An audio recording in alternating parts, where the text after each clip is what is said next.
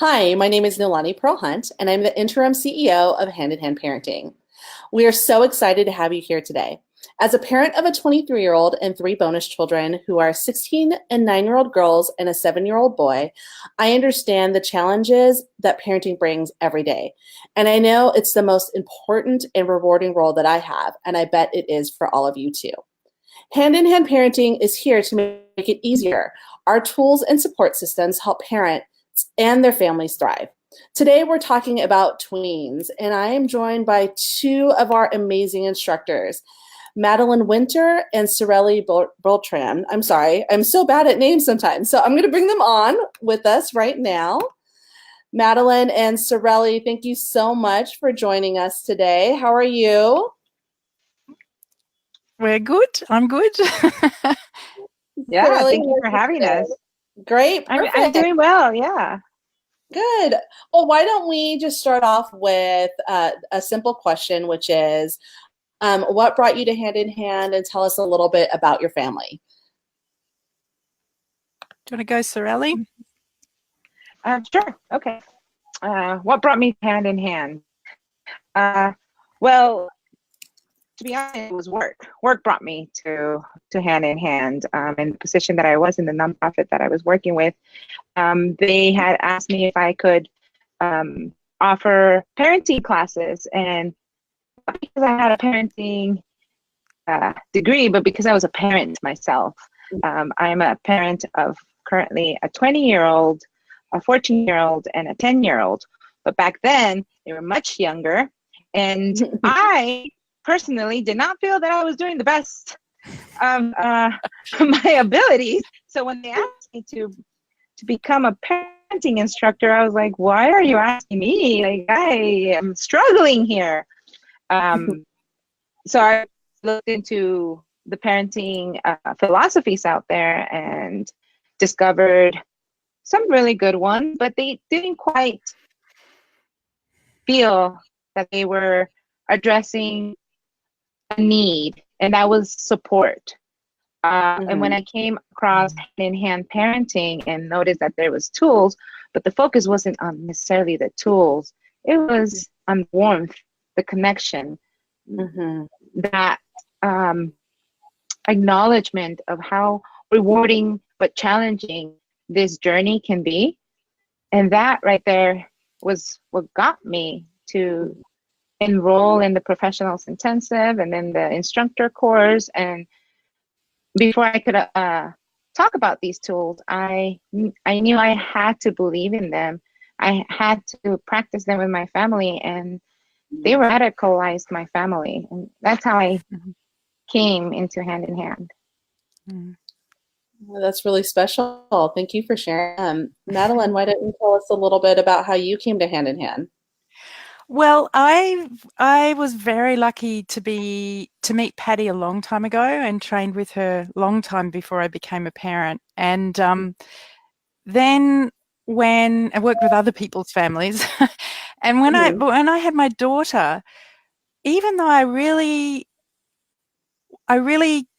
understood and believed in the listening tools, what really struck me was that my daughter didn't need to go to a class to learn how to use them, and I didn't feel like I really needed to go hunting anywhere else to make sense of what was happening with her and what was happening with me. And I got sort of motivated to start teaching. I think too, you come across this stuff and you're using it all the time, and before you know where you are, you're trying to talk to other parents about it. And that sort of got me on the track of becoming an instructor. But mostly it was just watching my child and the children around me just making use of this process, the way it was described in Hand in Hand, and things getting easier. It's very inspiring. I think a lot of people who are, a lot of our instructors kind of feel the same way, that Hand in Hand was very inspiring. It revolutionized their parenting and their families. And, you know, we were just so lucky that we have the two of you to be here with us today and to be a part of our family here at Hand in Hand.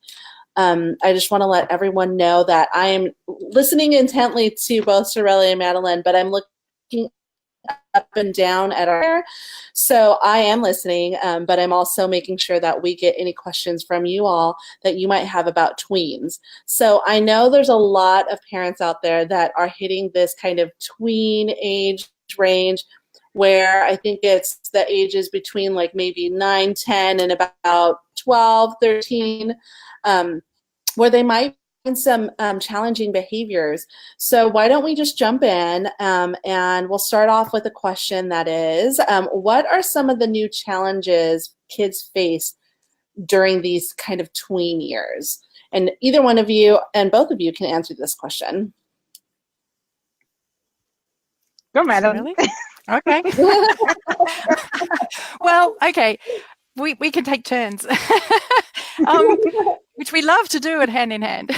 That's true. Everything goes better if you take turns. Equal exchange, yes. I think the thing that surprised me most as I was approaching this age is that I think it's sort of common knowledge out there that what's happening around this age and into adolescence is sort of big hormonal changes, and we all remember that. And that's how we have tended to explain what's going on with tweens and early adolescents. But in fact, what the brain science is suggesting is that much more important are the huge changes in the brain at this point. And there's a sort of massive process of pruning unused neural pathways and strengthening the ones that are used. And I've heard this likened, there'll be some proportion of our audience who don't know what being pregnant is like, but for those of you who do, it makes sense to me that this is a process for our young people that's as consuming and deeply internal as being pregnant is. So it's like they've got a huge amount going on, and especially at this point, it's going on the inside. So that's one of the things. Sareli, do you want to? Thank you for that brain talk. I don't have brain talk. Let's see.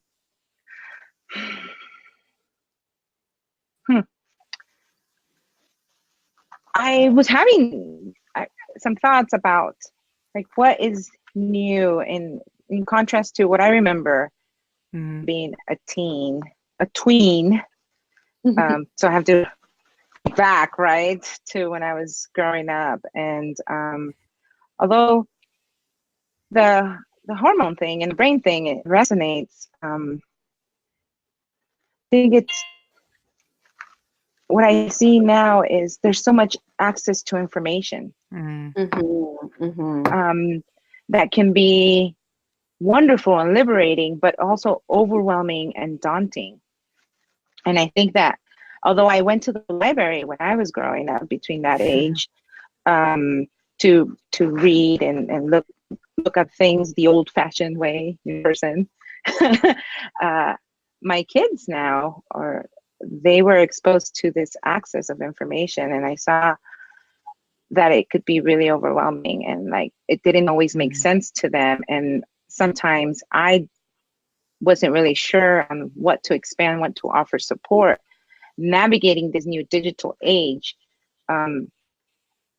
seemed to be like one of the challenges for our youth and for ourselves, because I don't have lived experience I have lived experience with my hormones and the confusion of my body changing, but technology, it was different. I mean, we had Walkmans, like tapes, the radio.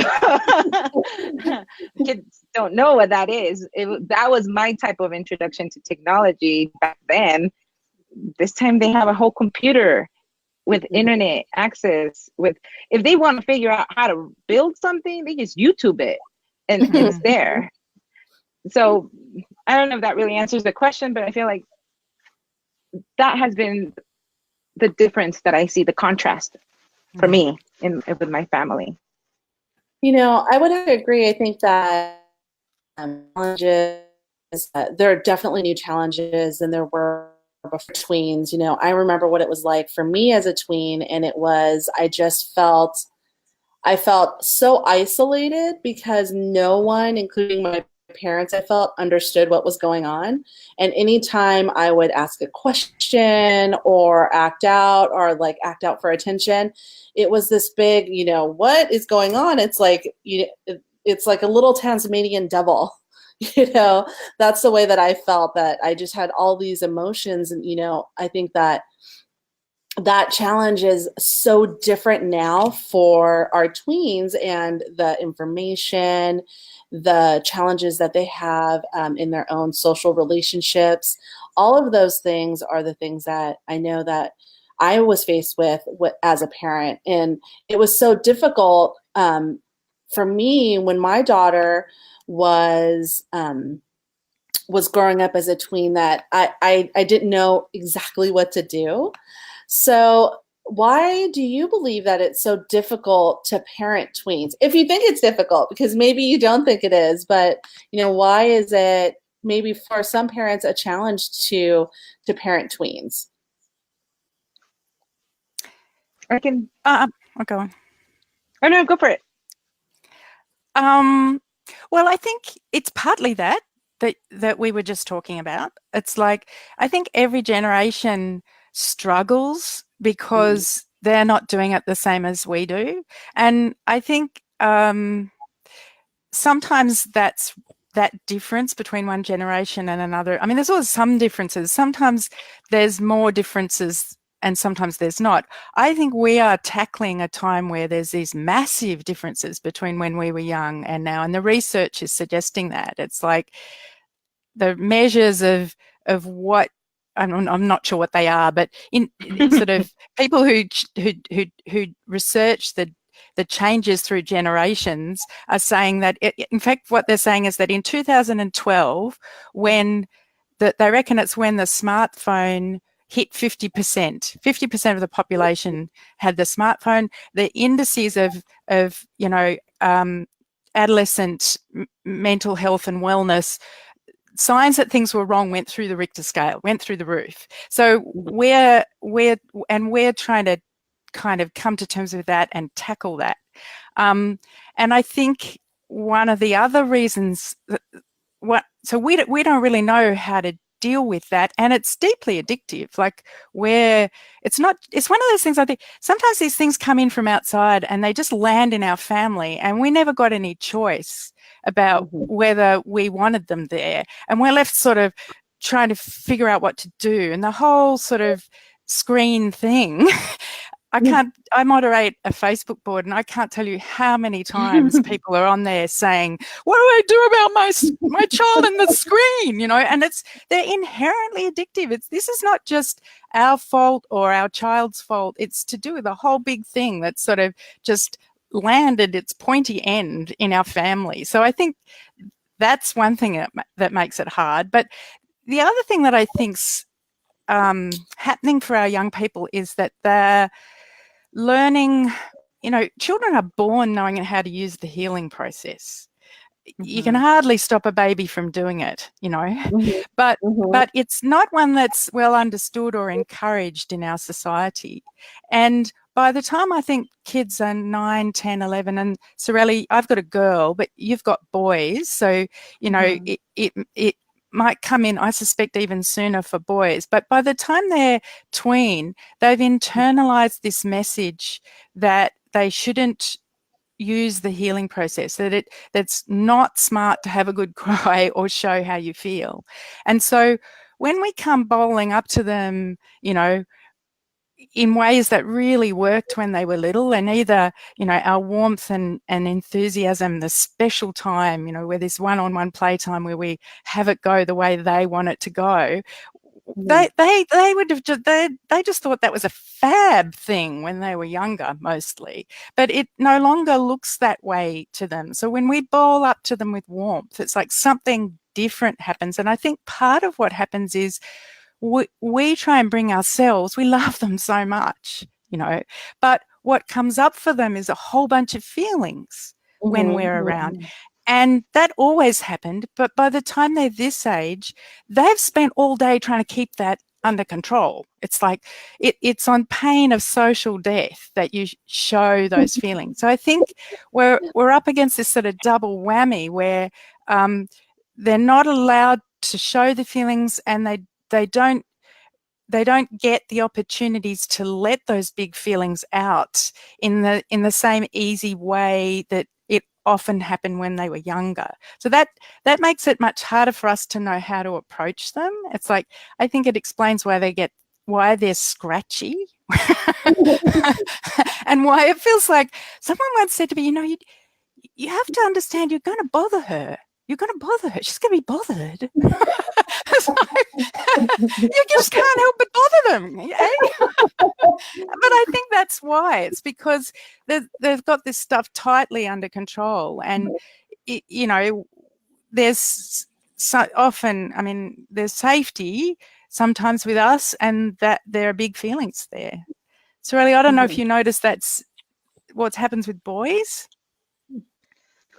I think that is boys and girls, right?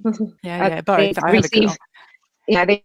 They receive those messages of bottle up the feelings. No matter how hard we're trying at home to model that, we accept that. Yeah. It's natural for every feeling to occur in your body, and we get counter messages on our social media, on our news, on our movies, on our books, at schools, you name every system basically tells you to not show appropriate feelings like happiness or grace, be peaceful and kind always, and not allow for more passionate feelings to come out. I think that throughout the spectrum of gender, our kids, our youth get those messages. I have noticed that. And, going back a little bit to the digitization of our world, I think that it's so addictive because we have this desire, as you mentioned, babies, youth, with the desire to heal, and then we're told not to heal, right? But we're seeking connection, we're seeking warmth, we're seeking to be heard, to be seen, to belong. And a lot of times we get that false acceptance, and sometimes it's true acceptance, but it's in a different packaging online. And I think that's why it can become so addictive. And for me, it has been challenging to connect in real time, in the real world, with each of my kiddos, because it feels competitive, because it attracts them. And I think what I have learned and applied the tools is I have learned to apply the tools both online and offline. Right now, there's a certain online platform game that kiddos are into, and I was really resistant, but they managed to convince me to join. No, you can't get off. I have levels. Is it the one with the little dancing and dancing guys in them? Yes. And but it is like a virtual reality, and they get to express and use these avatars. And I'm bringing that in here because it's important for us to be aware as parents, or else we can lose that disconnect, and it becomes really challenging. And it's interesting. There was an article a while back that said that a lot of times, especially boys, get kind of sucked into our online world because of that lack of disconnect. So we're born with the desire to connect, and we can't find that connection outside because our messages are telling us to not connect. We're going to figure out a way to connect, even if it creates counterproductive behaviors. At least that has been my experience. I agree with that article. I can't remember the name of it, but I'm sure you can find it if you Google it. So I have found that, and I have seen, because I have 3 kiddos that are in a big span of age differences.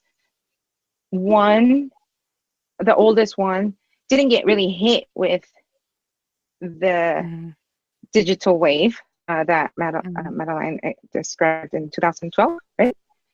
Like his tween years were before that.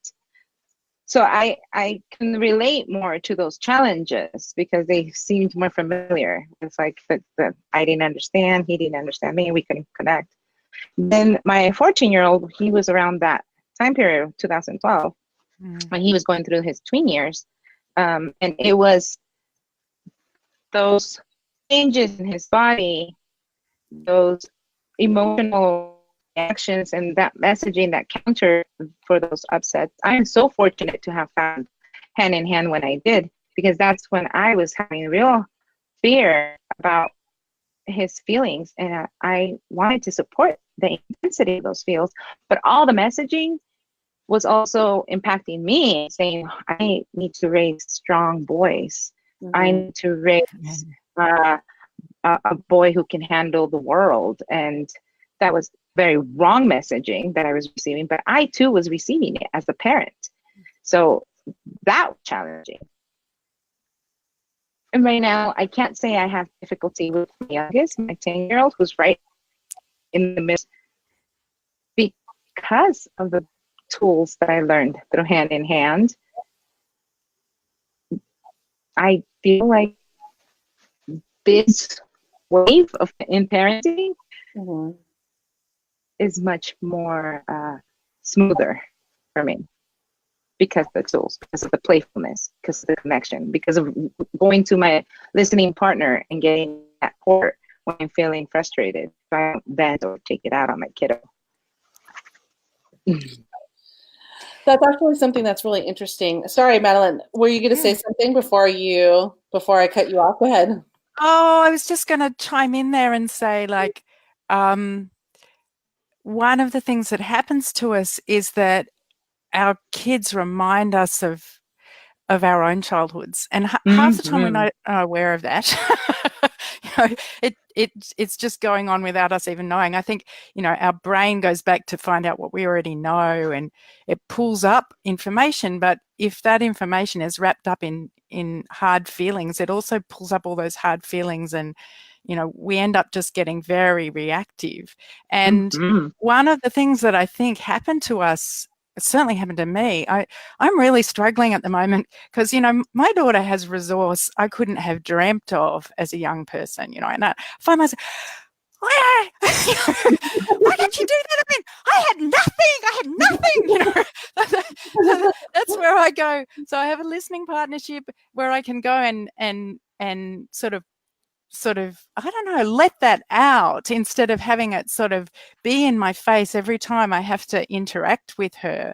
But that can make it, that what happened to us, and in particular, I think the way that tweens and teens, that what we think as parents is we need to give them more space, and we do, but we don't need to leave them on their own. And most of us have this sort of, what we pull up from our teen years is just of really being left alone. And my daughter and I spent the summer working through Pretty Little Liars. I don't know if any of you have had the misfortune to get binged into that. But what was fascinating about it was that it was this picture of how a group of adolescents end up just having themselves to refer to, and that they don't have enough information about the world for that to go well. They need more resource. But the adults, some of them were really stupid, but a lot of them were really, we can be stupid. It happens. Even we can be stupid. But even the well-meaning ones often just couldn't be still enough, couldn't be in the same space enough without intruding, couldn't just be with their kids. They were always trying to sort of fix something up, and they meant really well, but it just left these young people really alone, without a place they can explore what they think in their own mind, but without having to do that on their own. Mhm. And I think that's what the tools that Hand in Hand have can really offer us. And Sareli was just talking about it, about the way that while she didn't really feel like it, she got on and got taught, I presume, how to use this I video got game. schooled. Yeah, that's right. I bet you got schooled. I bet they thought it was great. They loved it. Oh my God. Their sense And how of dumb you were. Mhm. Playful. It's play listening right there. It's Right, listening. exactly. And, you know, it's where we occupy the place where we're not in charge all the time, and we figure out ways with our tweens and our teens where we can kind of notice what they're interested in and move in alongside them without taking over. And I think Sareli just described that beautifully. But it's like that's what we need to do, and that's hard for us to do because nobody did it for us. Mhm. You know, you two bring up another really great point, and I think that this is a common challenge that happens too with tweens, and you know, quite frankly, with teens, is that they're faced with adult situations and they don't know how to handle it all throughout the day, and adult decisions, and they get so bottled up that when they get to us, they're just, you know, so frustrated, or they don't know how to express what's going on. And it takes, you know, us using the tools, whether it's special time. I tend to, when my bonus daughter comes, and even my older daughter, what we usually do is we have a snowball fight like instantly,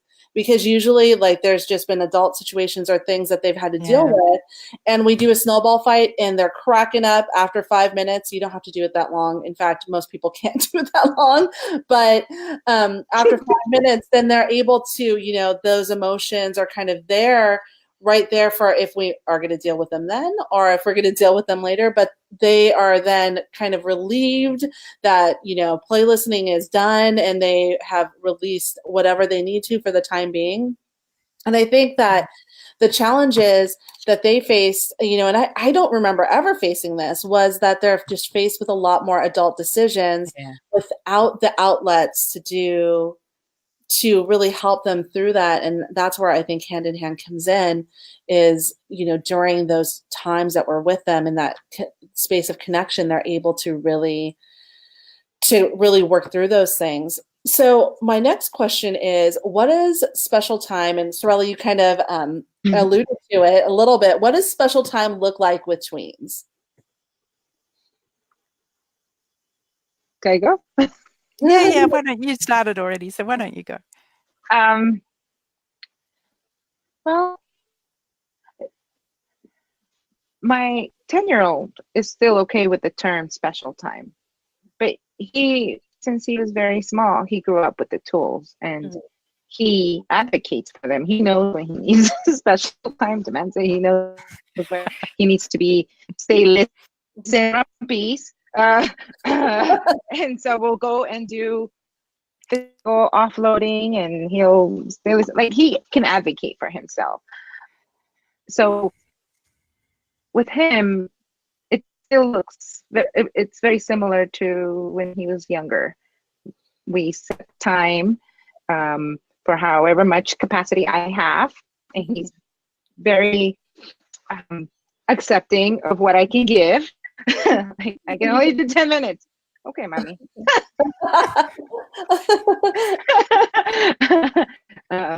Or he'll advocate. He sees that I'm trying to shortchange him. He will say, like, well, how about 15? Okay, I can do 15. So he feels me. He feels me out. The older ones, because they got introduced to the tools a little older, I couldn't really use special time. They gave me the eye roll. They would give me the I think that the scratchiness would come up. I love that. I love that. Yeah, I love that, because it's true. It feels scratchy, but it really isn't, right? Like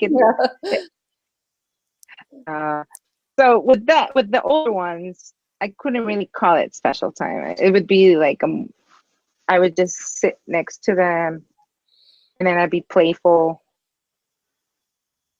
Or sometimes, and that was the most formal way of doing special time, where we would be playful. I would sit under their pillow, and then they would to start engaging with me, I had to be different with them. Or we had to set dates and mom and son dates, and I couldn't do it for the way I could do it with my little one, where it was like 5, 15, 10 minutes. With them, it had to be longer, like 1 hour, 2 hours. That's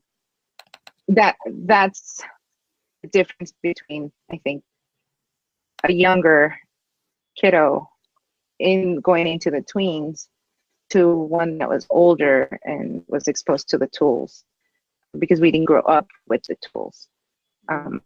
But with me, they get to choose where to go. So I do set parameters, because if they want to go to a fancy place where I have to dish out of money and I don't have it, well, parameters like, oh, well, I can't do that.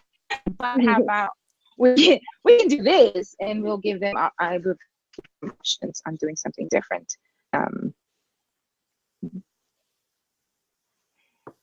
Special time with my tweens wasn't always as engaging and rambunctious as informal play listening. That was my experience. Madeleine, what's your experience with special time with your daughter? Well, it stopped happening in a formal way at some point, and it wasn't. I think there are many parents who find that the formal proposal of special time at some point, as Sareli said, is eye rolling. I think that's polite. That's the polite response. But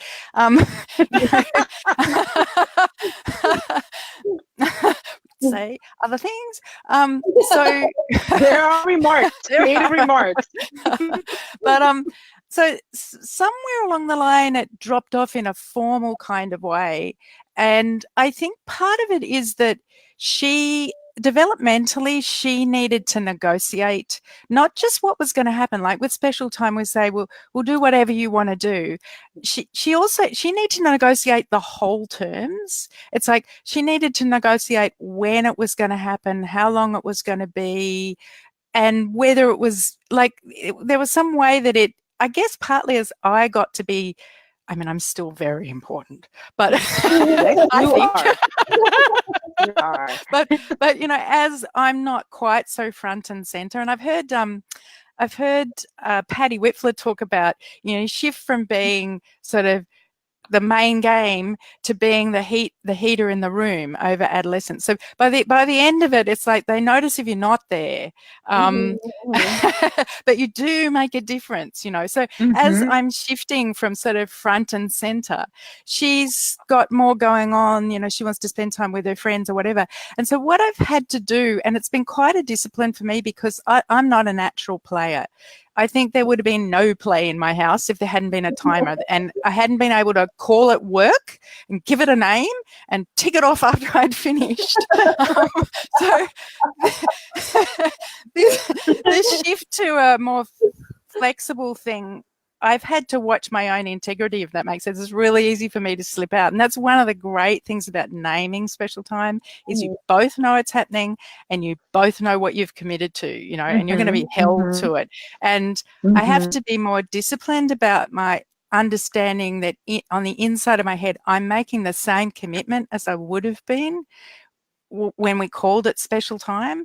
And I'll tell you, one of the times that's become, I've hung on to it and I've had the luxury of being able to do this, but it's the drive to and from school. And she could do more of getting on a bus, but there's a really special time. It's like there's a way I think that my attention's not directly on her, which is helpful.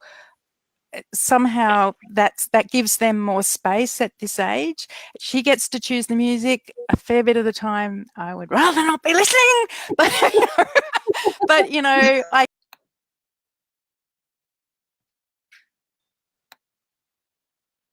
All right, it looks like we might be back halfway. Can you hear me? Yeah, okay. I can. Okay, good. So we'll bring Sareli in when we have a chance. We have about I would say 15 minutes left of our kind of panel here, but we were just talking about using the car as special time, like our rides to school. And one of the things that I do is the same exact thing with my bonus kids is we, you know, their mom and dad kind of have that one up of the connection kind of already being there and automatically there. And so for me, what we do is we made a really thoughtful choice within our family is to say that ride to school is kind of the time that I can have special time and they don't really know it. Yeah. And we work on that connection there. So I really appreciate the fact that you brought that up. So we have a question here that I think we can answer pretty quickly. It just asked, April asked, we do family time and dates with our kids. Is that the same as special time? And I would say yes. If it was time that was put away. But Madeleine, why don't you kind of elaborate on that a little bit more? I think we have to be really careful about that. One of the questions that comes up when I do talks and I talk about special time with parents of younger kids is, oh, well, we do quality time or we read books to each other in the evening or whatever. And it's quite a challenge for people to understand that that's not special time. That special time is a time where we put aside our distractions and we make a commitment to give our child our full attention for the length of the time that we've committed to. And what happens when we do that is that they know how long they've got us. They know how long they've got us. And with that comes emotional safety, which is one of the really big reasons for doing special time, is that it builds emotional safety. So when it's more casual, and it gets tricky as kids get older, but when it's more casual, the thing is that our kids don't know really how long they've got us. So I think we just have to be careful that the family time and the sort of one-on-one time isn't just casual. It needs to be a little more than that for, I think, it to get where you want it to get. That said, my observation in my own family is that as things get tighter emotionally for our kids, and I think they do, it depends a bit. I've had the luxury of having these tools all the way through. So, but despite my best efforts, I think it's harder and harder. It's a harder world out there that she's having to negotiate. And sometimes, like, one of the things that shifts is how kids show their feelings and how they have upsets. And what I've noticed is that my daughter will often, and Patty Whitfler calls it the spoiled outing with younger kids. You have a day together where you really, have everything, you do your best to have things go their way. Everyone's together. It went really well. And then you get in the car on the way home and somebody gets really upset, and it's because the time that you've spent together has filled up their cup of connection, and people are always looking for opportunities to get rid of their whatever tensions are hanging around. And our kids sort of look at this and think, oh, what can I find to get rid of here? And we'll find a pretext to have a big upset. And it's actually the process working perfectly. It's like you've filled up their cup of connection and then they get to have an upset. Well, it's not that different with a preteen or an early teen, but it takes, my sense is it takes longer. It's like that family time has become important for us now in a way that it wasn't. Like when my daughter was younger, we basically could take turns, really. We didn't do a lot of time together, but it's clear now that loose time where you're not really preoccupied with stuff. My husband and I are jobbers. We have to be really careful not to spend our time finding jobs to do, because it's clear that just hanging, family time, just hanging and being together and enjoying each other is really a key component of having it safe enough for our kids to get to their feelings. So I think that family time's great. Have we got Sareli? Hiya! I think to elaborate on that too, I think that, as Sareli was talking about it a little bit more, is when we're looking at those the tweens and adolescents, is you might not be able to get away with calling it special time. So if your time with your older kids is a date and it's that specific time put away where they have your direct attention. They know that that's their special time to be with you, and that's their date with you, then that definitely, each family can call it whatever works best. My 23-year-old calls it special time because she thinks it's hilarious. And, she's like, Yes. my special time now. And My okay, 20-year-old sure. mocks me too. Yeah, right. But they love it. Whereas I'm sure, my 16-year-old bonus daughter wouldn't say that it was special time, but my 10-year-old and my 7-year-old, well, I think the 7-year-old calls it something completely different. He just says, can we go upstairs and play? But that means it's just me and him. It's a specific time. He grabs my phone, sets the timer, and then, we're off to whatever it is. It's that specific. That time is timed. They know that they have you, like you were saying, Madeleine, emotionally. They know that they have your direct attention, and that's what's important for them during that time. So, Sareli, yeah, go for it. I wanted to say that when and this is a bright spot that I wanted to share, because we think a lot that special time is the responsibility of the assigned caretaker, the assigned adult, the parent. But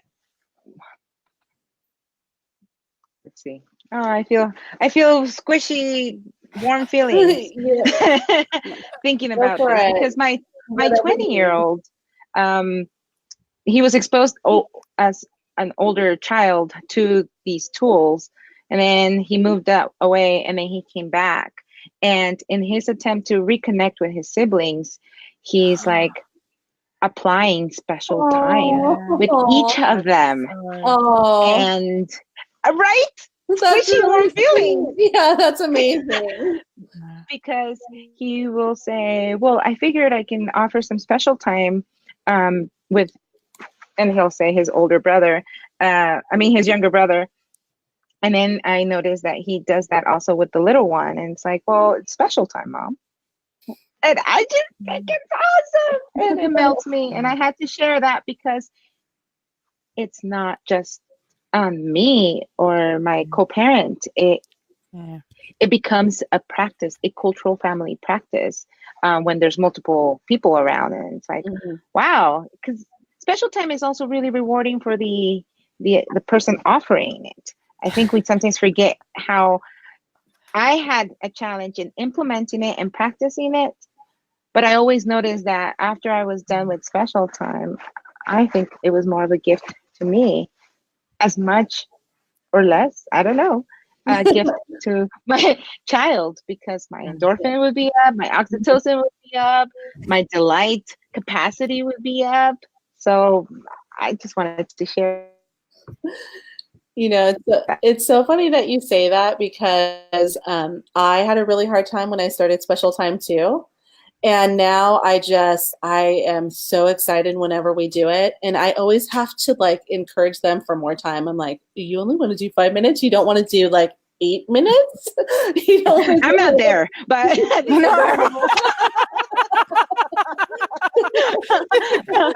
the prize, Noelani.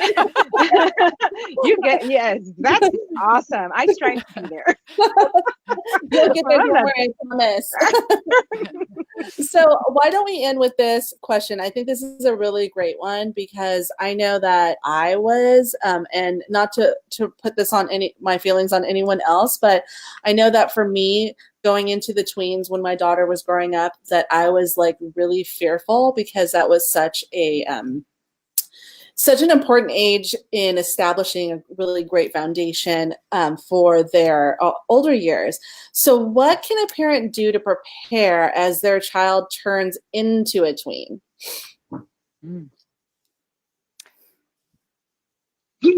Hold their breath.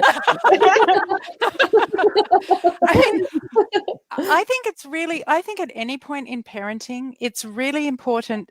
And this is something people often ask, we haven't talked about what listening partnerships are, but very briefly there, where we have an agreed time with another adult where we take turns listening to one another, and we establish that it's completely confidential, and we listen without passing judgment or making comment or intruding to tell our own story. And I couldn't have got by as a parent without that. It's been my absolute pressure relief valve. It's been the place where I can work out what's really going on. And people often ask, can I do this? Can I do this with my parenting partner? You know, and it's like, that can be a little tricky. I taught mine to do it, but it has its moments. And but one thing we have figured out to do is every week we listen to each other, and I think it works best when you're doing it with your partner when there's some structure. And the structure we use is, what was it like for you when you were this age? And we've been doing that together every week, just 5-10 minutes each. And it's really interesting what it pulls up. It's a way of getting us to put our attention on our lives that the way they were then, without sort of telling someone that's what they need to do. And it works because that stuff's in our face all the time. We may not be aware of it, but it's there, sitting there, and we get really confused about the difference between our story and our child's story. And so that's a long way of saying what I think is really useful, and what I decided to do, which part of why I started to lead parents of older kids, was because I unlike parenting where I was like being run over with a bus. I had no idea what was going to happen, and you couldn't have told me. You know, I don't know that you could have told me. Like, if you're not there, you just don't have a map to make sense of it. But I could tell something was coming with adolescence. And so I started listening to other parents talk about their adolescent years and talking about my own. And so I've been on this project for about a couple of years now of just, you know, telling the story of my adolescence from sort of, and I never want to do it. I never want to do it. Like, I think it's like, I get it out of here as fast as I can, was my attitude towards it. Yes. I'm never looking back. But actually, it's really useful to go back, and sometimes there's sort of hard things there, and sometimes there's some tears and some difficult stories, but sometimes just remembering stuff and somehow bringing my attention now back to that time where there was so little attention. It's been really interesting, and I would recommend it to anyone. So I think, you know, especially at this age, because we got left so alone, but just generally, it's always useful to tell the story of what it was like for you when you were that age, and interesting stuff pops up.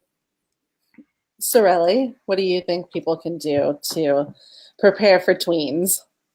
I don't know if you can prepare.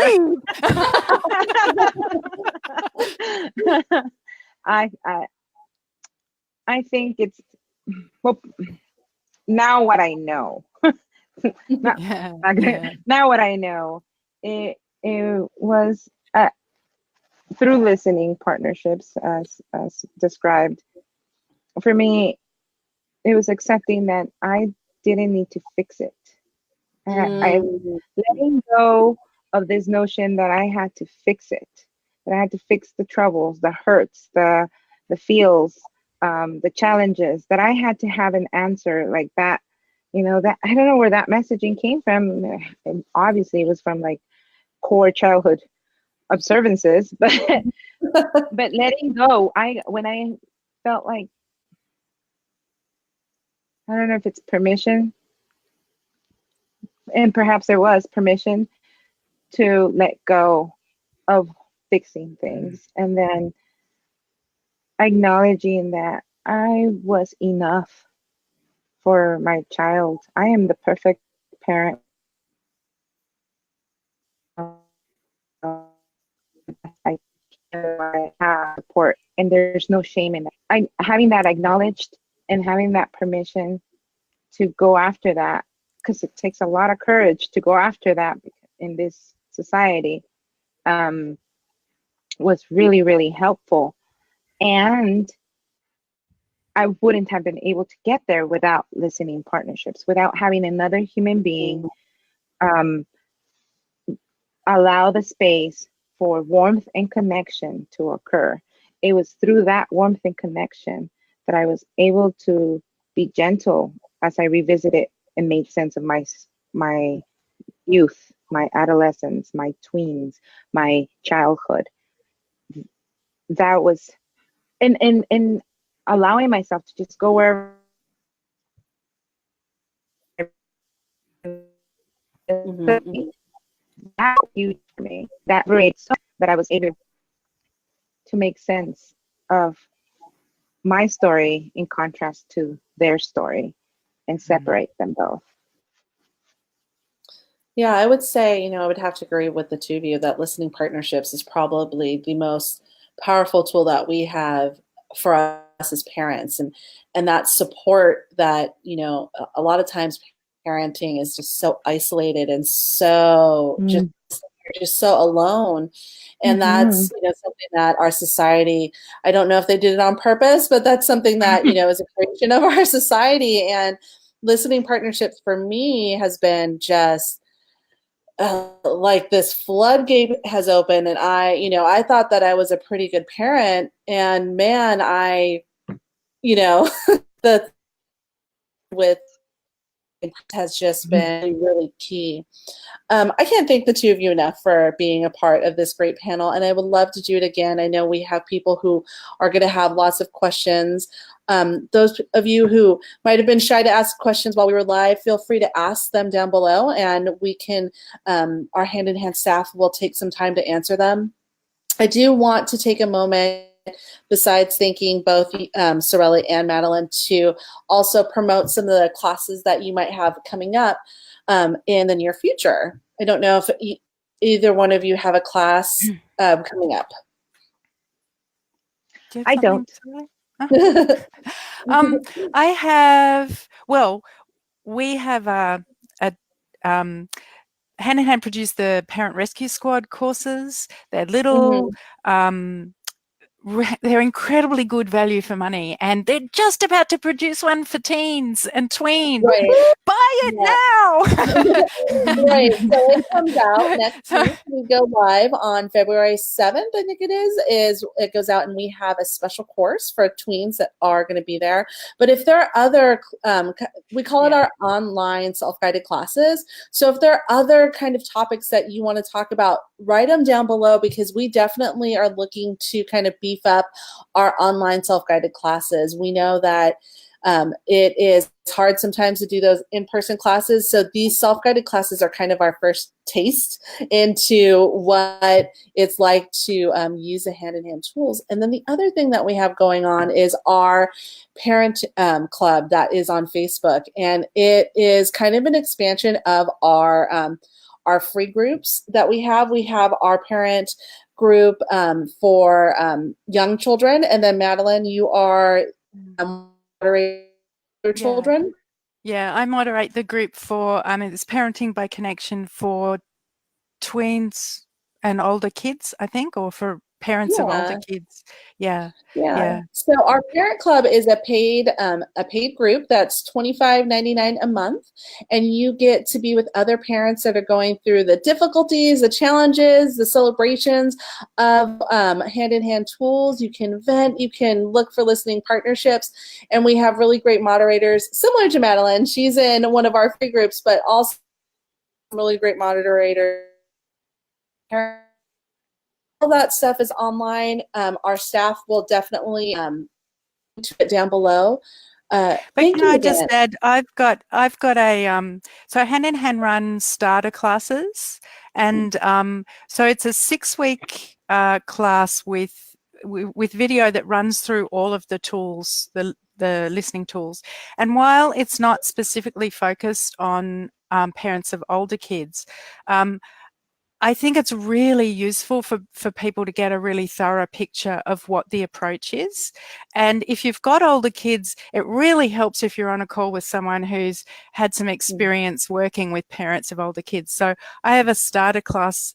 So it's sort of about an hour and a bit of video that go for 6 weeks on each of the sort of listening tools, and gives you a picture of the whole approach. And then 6 weeks of instructor-led calls.